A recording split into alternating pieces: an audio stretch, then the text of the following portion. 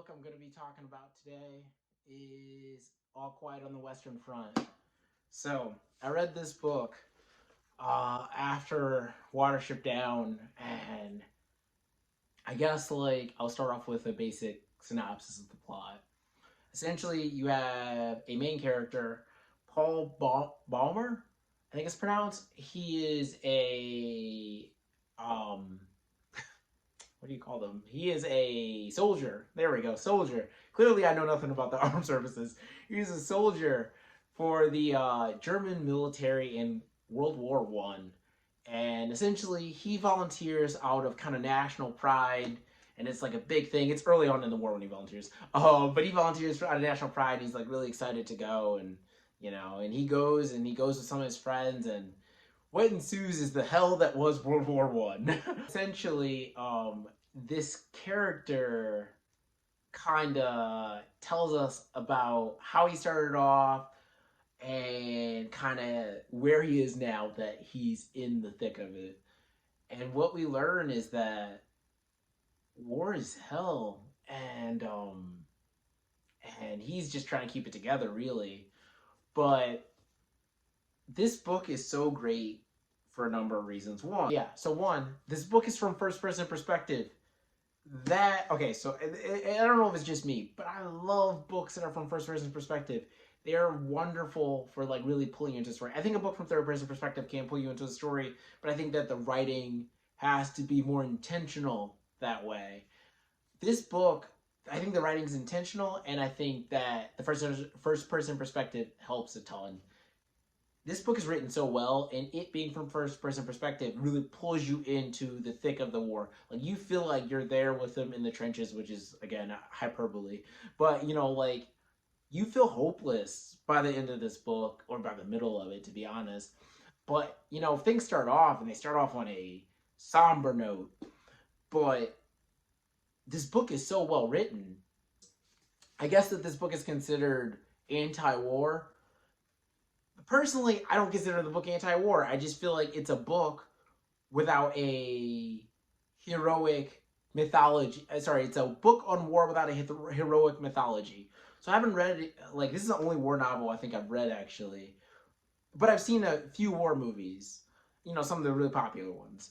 And the difference between this book and those movies is that, from an American perspective, those movies are all framed heroically. For the most part. There are some exceptions.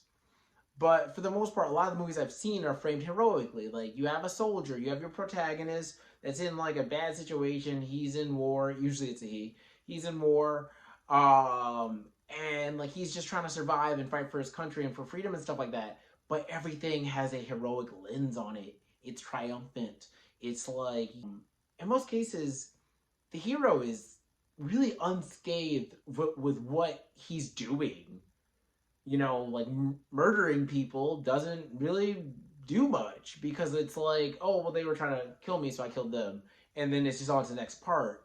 In some of the worst war, or not as good war movies, in my opinion. But this book, it doesn't really speak out necessarily. Well, there are some points that it does speak out about what they're doing. But this book calls back, it calls to humanize.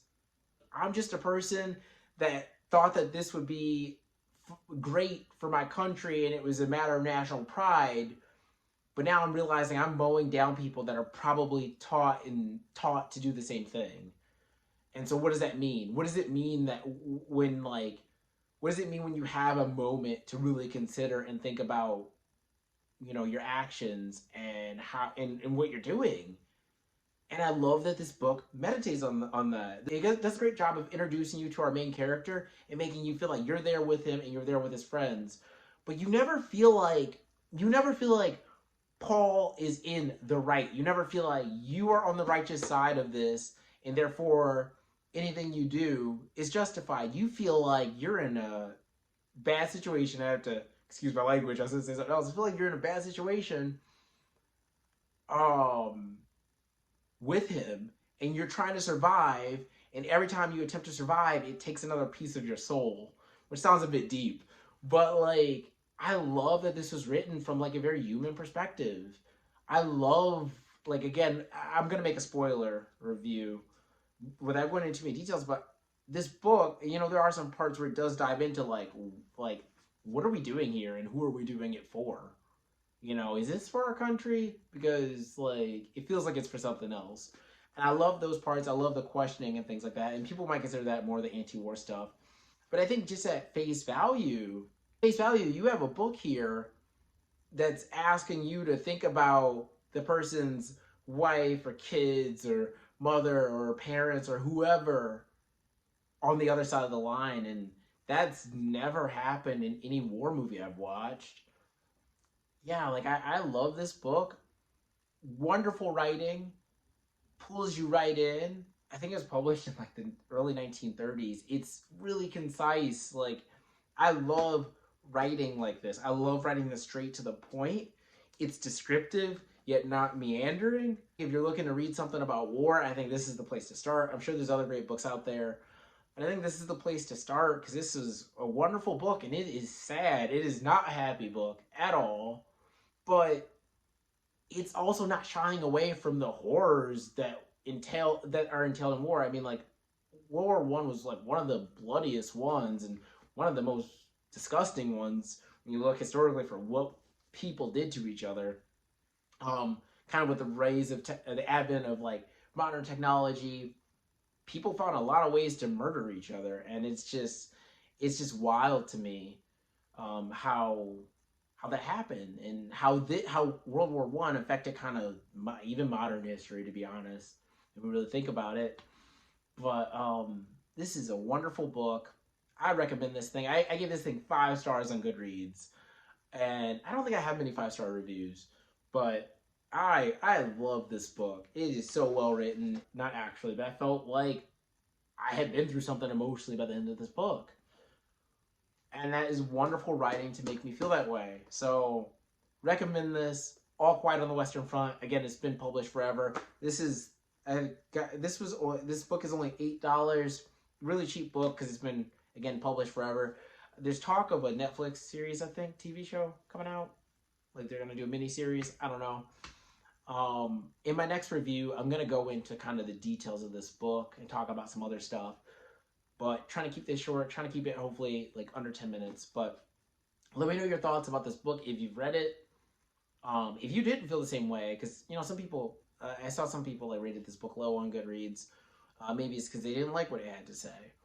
But if you didn't like this book, let me know that as well. Again, these are all just opinions. But I love this book. I think if you like first-person perspective, if you like succinct, quick writing, if you like writing and characters that have something to say without making it like super obvious, then I think you'll like this book. Just wonderful book. Sorry, I love this thing. But that's it for me. Subscribe and comment. Thank you.